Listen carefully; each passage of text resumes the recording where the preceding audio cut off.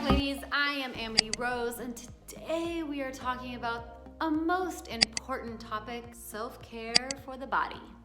Self-care right now is kind of a buzzword, but it doesn't need to be. Essentially, self-care is just caring for the self. And since we're all adults now, it's super important that we learn how to do this, right? So I'm gonna share with you some tips and tricks on how to care for that beautiful body of yours. Let's begin. First, it's important to notice that there are three different parts of the body. We have the mental body, we have the physical body, and we have the emotional body. Right now, you have a self-care practice that only is attached to one of these parts of the body. You might feel a little bit out of balance, or that your self-care practice is not actually having a positive effect on you. It's important that you have something for each parts of these bodies so that you can really feel supported and cared for. So first is your mental body, which contains really your mind and all of your thoughts. So the very first piece of this is going to be get those thoughts under control. Really, what are you thinking about? What is flowing through your mind most of the day? Do you know that we have like 90% of the same thoughts each day? We have such a small fraction of new thoughts coming in. So essentially, we are just repeating every day the same life. Imagine if you had all new thoughts. Every thought you thought today, you had never thought of before. What would you create? What would your life look like? So really look at what are your thoughts? What are you thinking? And especially the destructive, negative thoughts, gotta go.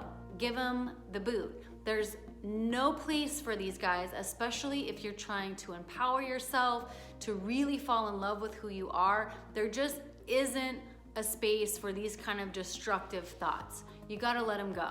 If there is some constructive feedback in there, definitely use that so you can grow yourself to be a better version. But if it's just downright nasty, you wanna just let those go because they're not helping you in any way get to where you want to be. So get those thoughts under control. And the second really, really crucial piece to mental self-care is going to be managing your stress. This is a big one, ladies. From the moment we wake up to the moment we go to bed, we are on go.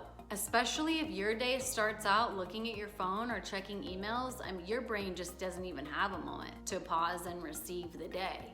You just start out at 100 miles an hour. So we're bombarded with all this information, in addition to all the tasks and responsibilities that are being asked of us as adults, let alone if you have a family to take care of. So it's really, really important to be watching those stress levels. A lot of times it happens so unconsciously that we're not even aware that we got stressed out or what the trigger is. But what happens when the stress comes in, and it happens kind of sneaky and quietly, is our whole system contracts. We tighten. And then from that space, it's really hard to have this creative flow come through you, this joy, this happiness, if your vessel is just so tight.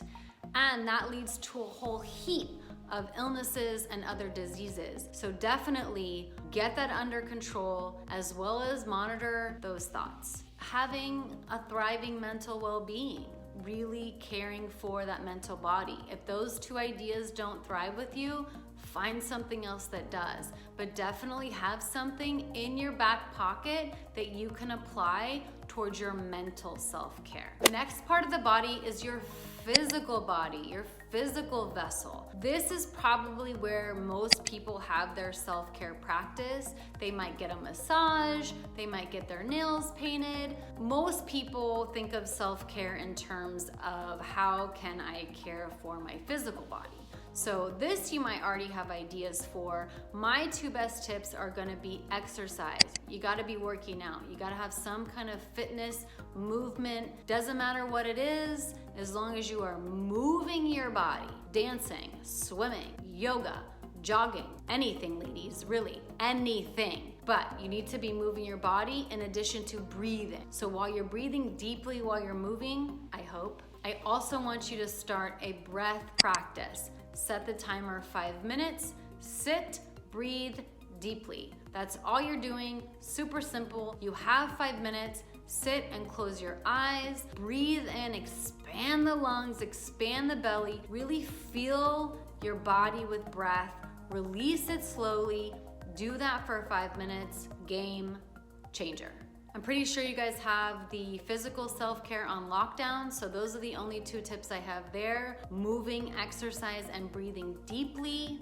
Last guy is gonna be your emotional body. Ladies, what are you doing to care for your emotions? Maybe you're journaling, maybe you're watching sad movies. I give you full permission to feel your emotions, whatever the hell comes up. Rage, blind, violent rage, crying, depth of sadness that you have never felt before, frustration, irritation, whatever it is. We live this life that can be really hard, really challenging, and really stressful. So whatever is coming up, fuck all those rules that somebody told you of how a lady should feel, should act, what we are okay to feel and what we shouldn't even feel.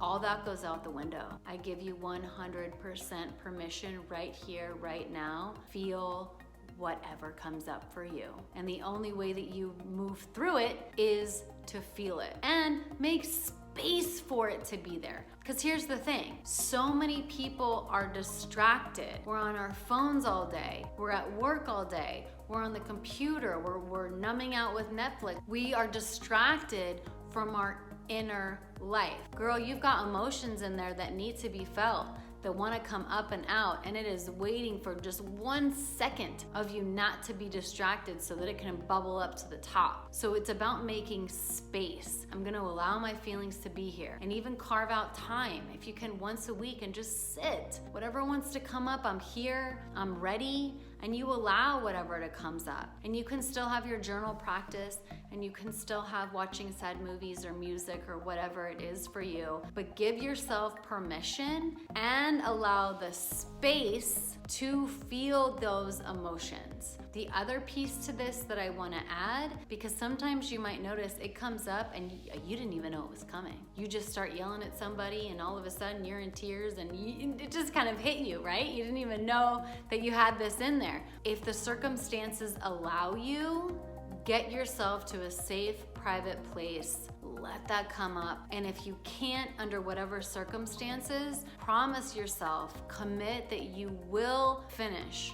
You will get yourself home to your bedroom later on, and you'll allow what had begun to come up, you'll allow it to finish. But make the time and the space for those emotions. Ladies, your self-care practice has to be looking at all 3 of the bodies: the mental body, the physical body, and the emotional body. That is where you'll feel actually supported, loved, taken care of. As adults now, it is our responsibility to give ourselves what we need. So having a self-care practice, having a self-love practice is absolutely essential. And make sure you are giving yourself everything you need in every area that you need. And if you have any questions, if you don't know, ask yourself, ask your mind, what do you need right now to know that I am taking care of you? And then listen. It may be something that you've never even thought of before. Or ask your physical vessel, what do you need? There are so many things beyond a manicure and a massage that can actually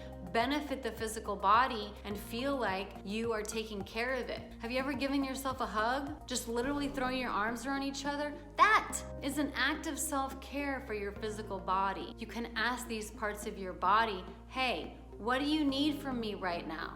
I'm here and I'm willing to listen and I'm willing to give it to you. And then follow whatever instinct that you get. I promise this will have you feeling so fully supported by yourself that it will change your life, because you're no longer looking for people outside of you to give you any sort of support or love. And don't get me wrong, that is great. We need friends, we need lovers, we need family, but most of all, more than anything, We need ourselves. We need ourselves to take care of us. So you have to start somewhere. If you guys have found this information helpful, please give me a thumbs up, subscribe, leave a comment below, let me know what resonated, what didn't, and I will see you in a couple of days. Thank you, ladies. And welcome back. Today we are talking. Hi, ladies, welcome back.